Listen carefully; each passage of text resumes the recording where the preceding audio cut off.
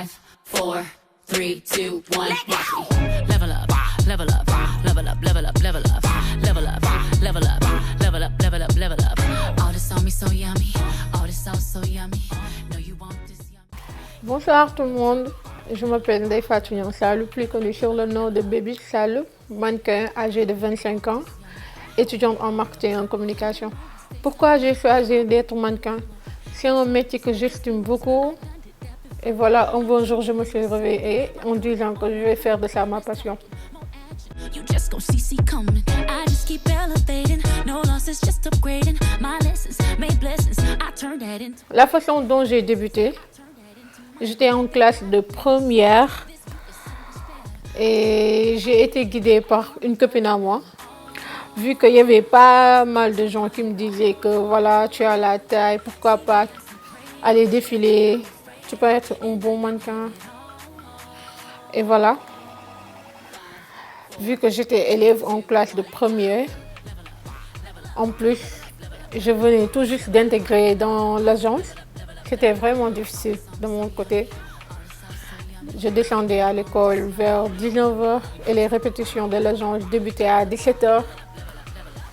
Voilà, une fois descendue, je faisais de mon mieux pour rejoindre l'agence et les répétitions terminaient à 20h. Une fois rentrée à la maison, j'inventais du n'importe quoi juste pour m'en sortir en disant ouais, je vais des révisions. Or, je mentais. Rien que je me sacrifiais, rien que pour faire mes répétitions. Voilà, c'était vraiment difficile. C'était pas facile du tout. Et j'avais peur que mes parents me grondaient une fois rentrée à la maison. J'inventais du n'importe quoi pour m'en sortir. Vraiment, c'était difficile de mon côté. Nah, nah, nah. Hey, level up, level up, level up, level up, level up, level up, level up, level up, level up, level up. All this on me so. Bon, mon premier défilé, je ne l'oublierai jamais. C'était la Dakar Fashion Week en 2017. Les 15 ans de Dakar Fashion Week, quoi. Le plus grand événement de moi. Déjà, je peux dire que c'est la Dakar Fashion Week. Canadian Fashion Show, Emma Style, Nouvelle Top Adama Paris. Voilà, j'ai défilé pour Parfait Koba aussi. Sister of Africa, Splendeur d'Afrique, un styliste Nderi Ndao, excuse-moi. Agathe, etc. Il y a pas mal de défilés que j'ai fait. Ouais. La journée d'un mannequin lors d'un défilé, c'est vraiment stressant, je te dis. Car on te convoque le matin très tôt même. Imagine-toi, tu dois être dans les trucs de coiffure, maquillage, vous êtes dans les coulisses. Voilà, c'est vraiment stressant, surtout avant de monter sur scène même. Le plus dur dans notre métier, c'est avant de monter sur le podium.